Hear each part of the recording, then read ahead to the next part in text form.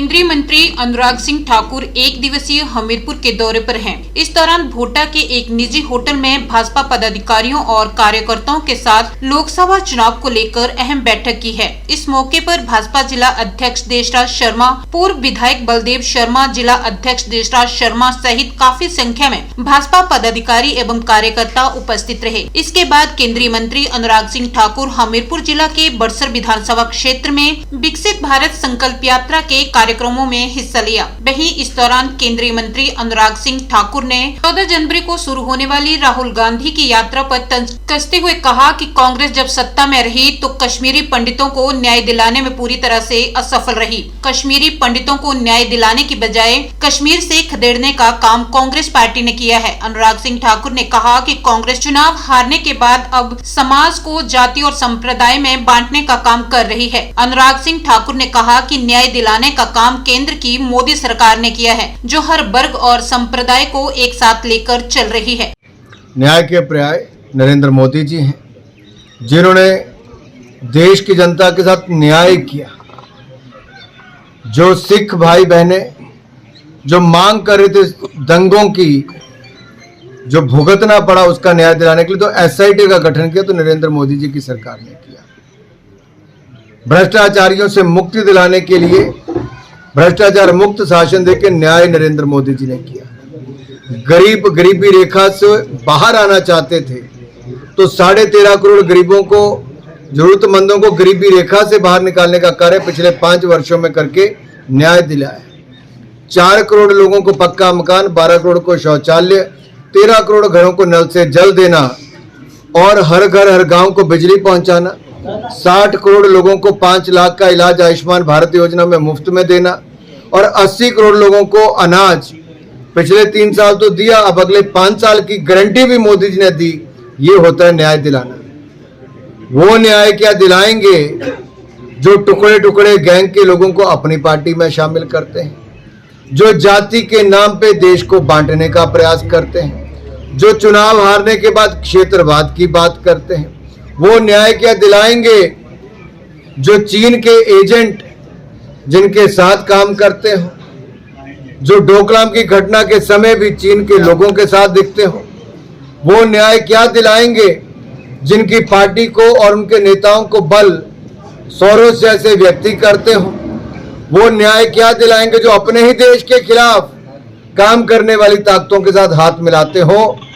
ये न्याय करने वाले नहीं, ये दिखावा करने वाले न्याय नहीं दिला सके। जब इनकी सरकारों में उनको वहां से उखाड़ा गया, उनके परिवारों को वहां से पलायन के लिए मजबूर किया गया। ये इन्होंने कभी अपने 60 साल की सत्ता में रहते हुए न्याय नहीं दिलाया, तो अब आप इनसे क्या उम्मीद करते हैं? विपक्ष के नेताओं को राम मंदिर के शुभारंभ का निमंत्रण न मिलने पर केंद्रीय मंत्री अनुराग सिंह ठाकुर ने पलटवार करते हुए कहा कि निमंत्रण कमेटी द्वारा सभी लोगों को निमंत्रण भेजे गए हैं, लेकिन विपक्ष के लोग उन निमंत्रणों को अस्वीकार कर रहे हैं। उन्होंने विपक्ष पर पलटवार करते हुए कहा कि जो और राम मंदिर का विरोध जताते थे और मंदिर निर्माण के लिए तारीख पूछते थे, लेकिन अब 22 जनवरी को राम मंदिर का उद्घाटन किया जाएगा। इसके बाद करोड़ों लोग राम मंदिर में दर्शन करने के लिए पहुंचेंगे। अनुराग ठाकुर ने कहा कि अब रामलला टेंट में नहीं मंदिर में रहेंगे। देखिए, जिसको निमंत्रण मिला कोई अस्वीकार करता है, कोई कहता मिला नहीं। निमंत्रण देने का काम जिस कमेटी का है वो कर रहे हैं, लेकिन मैं इतना जरूर कहूंगा, जो कभी भगवान राम को काल्पनिक कहते थे, जो कभी राम मंदिर का विरोध करते थे, जो हमसे तारीख पूछते थे कि मंदिर तो बनाओगे, तारीख कब बताओगे, आज उनको बताना चाहते हैं कि प्राण प्रतिष्ठा की तारीख भी 22 जनवरी तय हुई है और उसके बाद करोड़ों की तादाद में देश और दुनिया भर से लोग भगवान राम के दर्शन करने आएंगे। अब रामलला टेंट में नहीं, भव्य राम मंदिर। वहीं सुखविंदर सिंह सुक्खू द्वारा लोकसभा चुनावों में महंगाई और बेरोजगारी को मुद्दा बनाने के सवाल पर पलटवार करते हुए अनुराग सिंह ठाकुर ने कहा है कि सरकार ने आते ही प्रदेश में डीजल और पेट्रोल पर 2 बार टैक्स बढ़ा दिए हैं, जिसके चलते हिमाचल प्रदेश की जनता को महंगाई के तले दबाने का काम कांग्रेस सरकार ने किया है। आपदा के समय में भी सुक्खू सरकार ने क्रैशर बंद कर दिए, जिसके चलते लोगों को महंगे दामों पर गृह निर्माण की सामग्री खरीदनी पड़ी। हिमाचल में महंगाई बढ़ाने का काम केवल कांग्रेस सरकार ने किया है।